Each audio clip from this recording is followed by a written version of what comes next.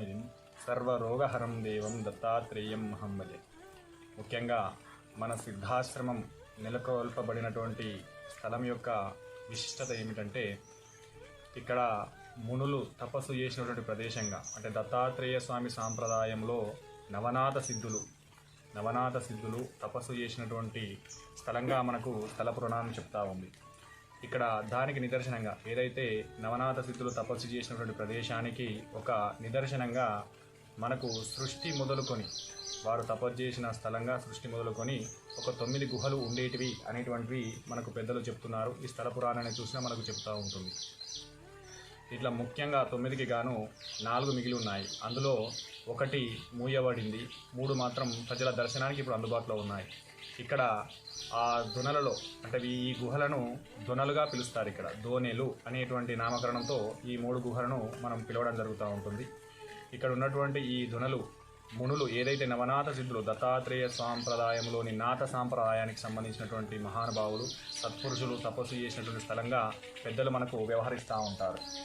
వారు ఇక్కడ తపస్సు చేసి వారి యొక్క తపోమహిమ ద్వారా ఈ ప్రాంతాన్ని అంతా కూడా సిద్ధి చేయబడింది అనేటి విధంగా మనకు శాస్త్రం చెప్తూ ఉంటుంది. ఈ ధునలలో ఇప్పుడు 4 గాను 1 మూయబడి ఉంది, 3 ప్రజలకు అందుబాటులో, అంటే ప్రజల దర్శనాలకు అందుబాటులో ఉన్నాయి. ఇందులో మొదటిది రాగి దొన, రెండవది పాల దొన, అదేవిధంగా 4వది చీకటి దొనగా మనకు వ్యవహరిస్తూ ఉంటారు. వాటి నామకరణాలు 3 రకాలుగా ఉన్నాయి.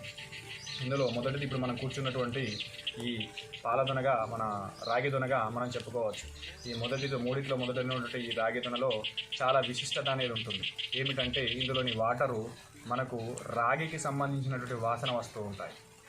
ముఖ్యంగా రాగి వాసన అనేటువంటివి వస్తూ ఉంటాయి. మనం న్యాచురల్గా చూసినా కూడా ఈ వాటర్ మనం తాగినా లేకపోతే వాటి స్మెల్ చూసినా కూడా రాగికి సంబంధించిన స్మెల్గా వస్తూ ఉంటాయి. ఇక్కడ దీని విశిష్టత ఏమిటంటే, ఏదైతే మన పంట చేనులో ఉన్నటువంటి చీడ పురుగులు వెళ్ళడానికి, చీడపీడలు అంటే చేనుకు పట్టేటటువంటి చీడ పురుగులు పోవాలంటే నియమంగా, అంటే వాళ్ళు ఉదయాన్నే ఆదివారం రోజు కానీ గురువారం కానీ లేచి వాళ్ళు స్నానం చేసుకొని ఇక్కడికి వచ్చి ఈ దొనలో కూడా స్నానం చేసి నోటిలో ఊము బయట వేయకుండా ఈ నీళ్లు తీసుకొని వాళ్ళ పంట చేనులో చల్లినట్టయితే ఆ చీడ పురుగులు కూడా పంటలకు పోతున్నాయి. ఇప్పుడు కూడా జరుగుతున్నటువంటిది. ఇంకొక ముఖ్య ఉద్దేశం ఏంటంటే, 7 సంవత్సరాలు మనకు వర్షాలు పడకపోయినా, అంటే 7 ఏళ్ల కాలం పోయినా కూడా ఇందులో వాటర్ లోపలికి వెళ్ళిపోతాయి. ఇప్పుడు మనకు చూస్తున్నప్పుడు పైకి ఉన్నాయి. ఇప్పుడు ప్రస్తుతం మనకు వర్షాలు ఎక్కువగా పడుతున్నాయి కాబట్టి పైకి ఉన్నాయి. మనకు 7 సంవత్సరాల కాలం పోయినా కూడా మనకు గుహలో లోపలికి వెళ్తూ ఉంటుంది. నీరు వెళ్ళా కొద్దీ మనం వెళ్ళడానికి వీలుగా ఉంటుంది. కాబట్టి అంత లోపలికి వెళ్ళినా కూడా వాటర్ ఉంటాయి. అంటే 7 సంవత్సరాలు వరుసగా ఎండలు కొట్టి మనకు వర్షాలు పడకపోయినా కూడా ఇందులో వాటర్ ఉంటుంది. అది చాలా గొప్ప అంశం. అది మనం దీని యొక్క మహిమకు ఒక నిదర్శనంగా చెప్పుకోవాలి. ఇప్పుడు మనం ప్రస్తుతం 500-600 ఫీట్లు మనం బోరేస్తున్న నీళ్ళు లేనటువంటి సందర్భంలో ప్రస్తుతం ఈ దొనలో కనీసం 20-25 గదాల లోపలికి వెళ్తేనే మనకు వాటర్ ఉంటాయి. ముఖ్యంగా ఇందులో చర్మ వ్యాధుల వాళ్ళు, మానసిక ప్రశాంతత అనేటువంటి లేని వాళ్ళు, అనారోగ్య సమస్యలతో బాధపడుతున్నటువంటి వాళ్ళు ఇక్కడ నియమంగా ఈ దొనలో స్నానం చేసినట్టుంటే, అంటే 21 రోజు కానీ, లేదంటే మనకు ఒక మండలం అంటే 41 రోజు కానీ, 60 రోజులు కానీ ఈ జలాన్ని ఇంటికి తీసుకొని వెళ్ళి, లేదా ఇక్కడ మనకు ఆశ్రమంలో ఉంటూ ఈ జలంతో స్నానం చేసినటువంటి వారికి ఆ చర్మ వ్యాధులు తగ్గుతాయి, మానసిక ప్రశాంతత అనేది చేకూరుతుంది. అది ఇప్పుడు నిదర్శనంగా కూడా ఎంతోమంది చేస్తున్నారు. కొంతమంది బయట రాష్ట్రాల వాళ్ళు, బయట దేశాలకు కూడా మన దగ్గరకు వచ్చినటువంటి భక్తులకు వారి యొక్క సమస్యలకు అనుగుణంగా ఈ జలాన్ని తీర్థంగా పంపిస్తున్నాం. ఇది కేవలం మనకు స్నానంలో కలుపుకొని, స్నానం చేసిన నీటిలో కలుపుకొని స్నానం చేసినట్టయితే తప్పనిసరిగా వారికి ఉన్నటువంటి ఆ సమస్యలు ఇప్పుడు కూడా తగ్గుతూ ఉన్నాయి. కాబట్టి భక్తులు ఎవరైనా కూడా మన మనోభావాలను అనుసరించి వారి యొక్క సమస్యలకు సంబంధించినటువంటి వాళ్ళు, ఇప్పుడు భక్తులు దీనికి ఎలాంటి డబ్బులు పెట్టవలసిన అవసరం అనేటువంటి లేదు.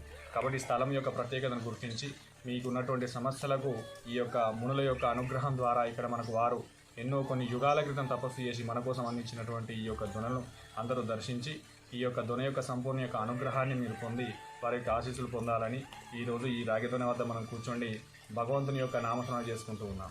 కాబట్టి దీని యొక్క అనుగ్రహం అందరిపైన ఉండి, ఆ నవసిద్ధుల యొక్క సంపూర్ణ అనుగ్రహం అందరిపైన ఉండి వారికి శుభం కలగాలని మన సాక్షిగా వేడుకుంటూ ఉన్నాం. అయితే రెండవది మనకు పాల దొన కూడా ఉంటుంది. దాన్ని కూడా మేము చూపిస్తాము. ఆ దొనలో వాటర్ మనకు పాల వలె తెల్లగా ఉంటాయి. ఆ దొనలోని వాటరు పాల వలె తెల్లగా ఉంటాయి. ఆ వాటర్ ఏం చేయాలంటే తీర్థంలో తీసుకొని ప్రతిరోజు వాటిని సేవించినట్టుంటే ఎవరైతే మాటలు రాని వ్యక్తులు ఉంటారో, ఎవరైతే ఆరోగ్యంగా ఇబ్బంది కలిగినటువంటి వాళ్ళు ఉంటారో, అంటే ఈ రాగి దొన వాటర్తో స్నానం చేయడము, చీకటి దొన వాటర్ను తీర్థంలాగా సేవించడం, వ్యసనాలు ఉన్న వాళ్ళు, ఏదైతే అనారోగ్య పరులు కానీ, ఎక్కువ మందు తాగేటటువంటి మందుకు బానిసైనటువంటి వాళ్ళు కానీ, లేకపోతే మాటలు రాని పిల్లలు మనం చాలామంది చూస్తాం. అందులో ఏంటంటే 12 సంవత్సరాల లోపు వాళ్ళు ఎవరైనా మాటలు రాని వాళ్ళు ఉంటే అదొక 60 రోజులు కానీ 108 రోజులు కానీ నియమంగా దీక్షకు అమ్మవారి యొక్క అనుగ్రహం నవసిద్ధుల యొక్క అనుగ్రహం, మన దత్తాత్రేయ స్వామి యొక్క అనుగ్రహం వలన ఇప్పటి కూడా ఎంతోమంది, కొన్ని వేల మందికి కూడా దాని ద్వారా మాటలు వచ్చినటువంటి సందర్భం కూడా ఉన్నది. కాబట్టి ఆ రాగిదొన యొక్క విశిష్టత చాలా గొప్పది. కాబట్టి ఇక వచ్చిన వాళ్ళు ఫస్ట్ ఈ రాగిదొన, తర్వాత చీకటిదొన మూడోది ఉంటుంది.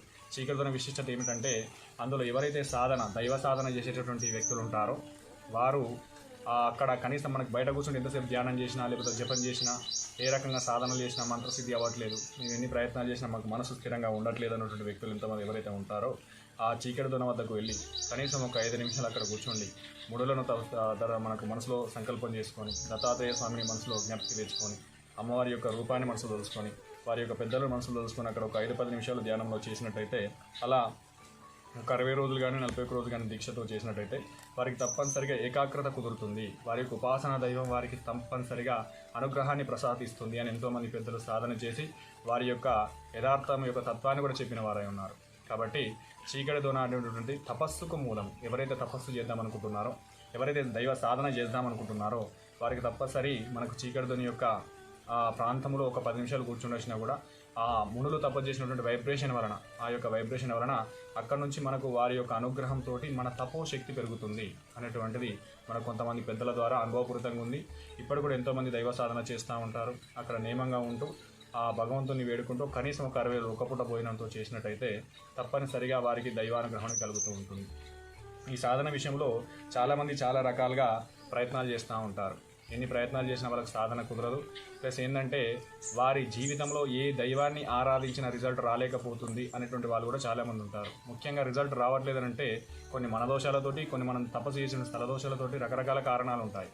కానీ ఎక్కడైతే ఇలాంటి సిద్ధభూమి, మునులు తపస్సు చేసిన ప్రదేశం ఉంటుందో ఇక్కడ తపస్సు ఈ ప్రారంభం చేసినట్టయితే తప్పనిసరి ఈ స్థలం యొక్క పవర్ తోటి, అంటే స్థలం యొక్క విశిష్టతతోటి, స్థలం యొక్క గొప్పతనంతో మనకు ఆ తపస్సు అనేది శుద్ధి పొందుతుంది. కాబట్టి కొత్తగా ఎవరైతే సాధన ప్రారంభం చేసేటువంటి వ్యక్తులు ఉన్నారో వారందరూ కూడా ఇలాంటి స్థలాన్ని ఎంచుకొని ఇక్కడ కనుక సాధన మొదలు పెడితే తప్పనిసరి వారికి సాధన సిద్ధిస్తుంది అని పెద్దల యొక్క వాక్యం.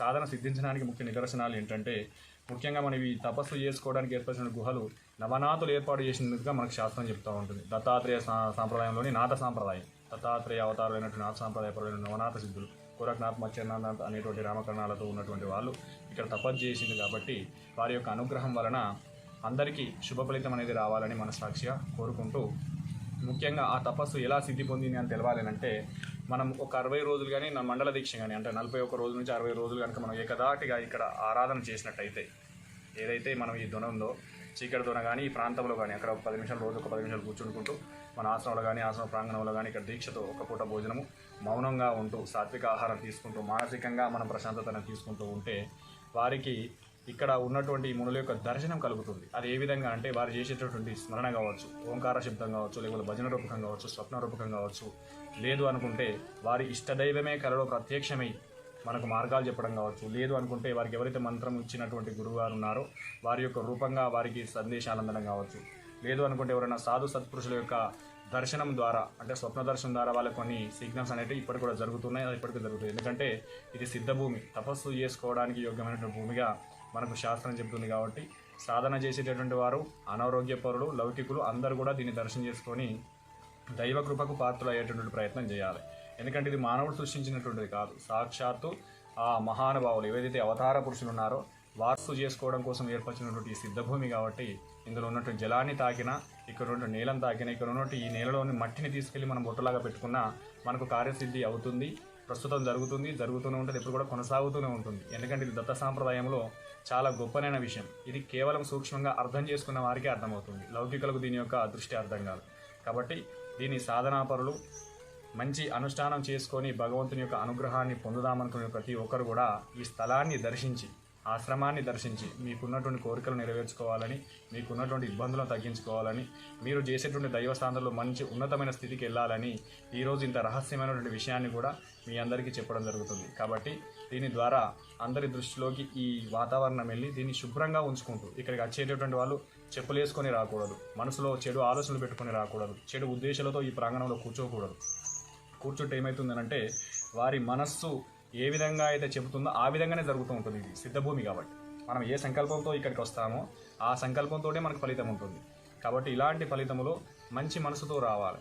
ఎక్కడికి వెళ్ళినా కూడా మంచి మనసుతో వెళ్తూ ఉంటే మనకు ఆ ఫలితం అనేది మంచిగా వస్తుంది. కాబట్టి ఈ సిద్ధభూమికి మనం ఎప్పుడు వచ్చినా కూడా భగవద్ నామస్మరణ చేసుకుంటూ దైవం యొక్క అనుగ్రహం మనకు లభించాలి, ఆ నవనాథుల యొక్క అనుగ్రహం లభించాలి, దత్తుని యొక్క అనుగ్రహం లభించాలని మనస్సాక్షిగా వేడుకుంటూ ఈ స్థలాన్ని దర్శించుకొని మీరు ఉన్నతమైన స్థితికి వెళ్ళాలని మనస్సాక్షిగా కోరుకుంటూ ఈరోజు ఈ దొనలను ఇంకా మీకు 2 దొనలు కూడా చూపిస్తాము. పాల దొన చీకటి దొన అనేది కూడా మీకు వీడియో ద్వారా చూపెడతాము. చూసి ఆ భగవంతుని యొక్క అనుగ్రహాన్ని పొంది అవకాశం ఉన్న వాళ్ళు వచ్చి దర్శనం చేసుకొని ఇక్కడ సంపూర్ణ యొక్క ఫలితాన్ని పొందవలసిందిగా కోరుకుంటున్నాం. అవధూత చింతన శ్రీ గురుదేవ దత్తాత్రేయ భగవాని की जय, सद्गुरुनाथ महाराज की जय. जय गुरुदत्ता.